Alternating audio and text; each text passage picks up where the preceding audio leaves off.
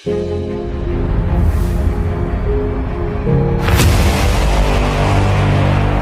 नाश और रूस, अब भारत क्यों? चांद को अपनी मुट्ठी में करनी चाहती है पूरी दुनिया, और क्या है? चंद्रमा से जुड़े डार्क सेक्रेट जो स्पेस एजेंसी हमसे छुपा रही है। जानेंगे धरती से चांद तक का सफर, इस रोमांचक सफर के बारे में। दोस्तों, भारत के चंद्रयान 3 में काफी कम कैलेंडर सतह पर लैंडिंग करेगा, वही रूस का लूना 2005 में रवाना हो गया है। जब किस साल 2024 में नशा भी अपने प्रोग्राम के तहत एक बार फिर वैज्ञानिकों को अपनी यानी एस्टेरॉयड चांद पर भेजने वाला है, यानी चीन भी एक मूल मिशन करने वाला है। लेकिन अब सवाल आता है कि इन सभी देश को चांद पर क्या दिख गया जो चारों ओर पहले पहुंचने के लिए भीड़ मची हुई है, और चांद से जुड़े ऐसी कौन से रहस्य है जिससे पर्दा उठाते ही हमारा चांद का नजरिया बदल जाएगा। जानेंगे पृथ्वी से चांद तक की इस रोमांचक इस कुछ खास बातें, जो जल्द से चैनल को सब्सक्राइब कर लीजिए और पूरा वीडियो जरूर देखें। तो दोस्तों, पृथ्वी हमारे चांद से 3,84,400 किलोमीटर है, और अगर हम सीधा रास्ता पढ़ते हैं तो इसी के आसपास डिस्टेंस के आसपास पहुंच जाएंगे। जबकि भारत के चंद्रयान 3 के रास्ते से हमें चांद पर पहुंचने में 42 दिन लगेंगे, क्योंकि चंद्रयान ने चंद्रमा की तरफ जाने का अंधकार रास्ता चुना है, जिससे वह पृथ्वी के चक्कर लगाकर एक लंबे रूट से बढ़ेगा, तब चांद का चक्कर लगाकर लैंडिंग करेगा।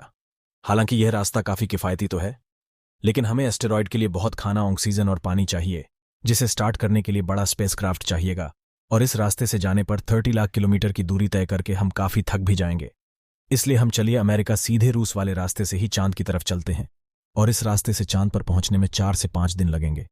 जब स्पेसक्राफ्ट लैंडर आपको उतरेगा, बाहर आने के लिए सबसे पहले अपना स्पेस सूट पहनना होगा, क्योंकि चांद पर काफी पतला वातावरण होता है और इसमें ऑक्सीजन नहीं है। इसी वजह से सांस लेने के लिए आपको स्पेस सूट के पीछे रखे सिलेंडर का सहारा लेना पड़ेगा। स्पेस सूट पहनने के बाद जब आप चांद की सतह पर कदम रखेंगे तो खुद को काफी हल्का महसूस करेंगे। दरअसल चंद्रमा का गुरुत्वाकर्षण पृथ्वी से 6 गुना कम है, इसलिए पृथ्वी पर आपका भर 60 किलोग्राम है, तो चांद पर यह 10 किलोग्राम हो जाएगा। इसी वजह से पहली बार चांद पर कदम रखते ही शुरुआत में आप संभाल नहीं पाओगे और आप सही से चल नहीं पाओगे, इसलिए चांद पर संभाल कर कदम रखना जरूरी है। खैर, अब चंद की सतह की बात करें तो यहाँ पृथ्वी की तरफ सीधे रास्ते नहीं है, बल्कि चांद पर कई गड्ढे हैं, और यहाँ जगह जगह चट्टान, पहाड़ और बड़े बड़े गड्ढे हैं। चांद पर यह गड्ढे उल्का पिंडों के गिरने की वजह से बने हैं, और यह 100 सेमी से लेकर 25 किलोमीटर तक है। वहीं चंद की मिट्टी यानी लूना सॉयल बिल्कुल ज्वालामुखी से निकली मिट्टी से पतली है, और इसकी मिट्टी पृथ्वी से ज्यादा डार्क सीमेंट की तरह होता है। और जान लेते हैं कि चांद से देखने पर हमें अपना पृथ्वी भी दिखाई देगा। जैसे पृथ्वी पर उदय होता है, वैसे चांद पर भी उदय होता है। बस फर्क इतना है कि पृथ्वी से देखने पर चांद काफी छोटा है, और चांद से देखने पर पृथ्वी बहुत बड़ा दिखाई देता है, और यहाँ की खूबसूरती देखकर खुश हो जाओगे। तो अगर आप चांद के उत्तरी ध्रुव पर लैंड करेंगे तो अपने आसपास पहले मुद का स्पेसक्राफ्ट और सैटेलाइट के साथ प्लास्टिक बैग में भरा हुआ दिखेगा। यह कूड़ा नाशक के 12 एस्टेरॉयड में फेंका है जो चांद पर जा पाए। दरअसल इनमें उनका मलमूत्र और खाने के लिए बिस्कुट है। वहीं अगर चंद्रयान 3 के दक्षिणी ओर उतरेंगे तो चंद्रयान 2 क्रैश हुआ दिखेगा, तो आज भी वही है। हालांकि वह स्पेस ना कोई तूफान बारिश से रूबरू हुआ है, तो अगर उसको वापस लाया जाए तो वह ठीक हो सकता है। दोस्तों, आप ये जानते ही होंगे, चांद पर अपने काम को पूरा करके जब आप सोने जाएंगे तो सुबह आपको सूरज की रोशनी नींद से नहीं जगाएगी, क्योंकि चांद को अपनी धुरी पर घूमने में 28 दिन लगते हैं, जिस वजह से चंद्रमा पर एक दिन 14 दिन का होता है और 14 दिन की रात होती है। यानी कि वहां का एक दिन पृथ्वी के 28 दिन के बराबर होता है। हम चांद का सिर्फ एक हिस्सा आज तक देख पाए हैं, और अगर आप चांद के पिछले हिस्से के अंधेरे वाले इलाके पर पहुंच गए तो आपके साथ काफी खौफनाक चीजें हो सकती हैं। बता दें कि चांद पर कई सालों से सोच कर रहे कुछ वैज्ञानिकों का यह भी कहना है कि भूतकाल में वहां कोई एलियन सभ्यता बसी थी।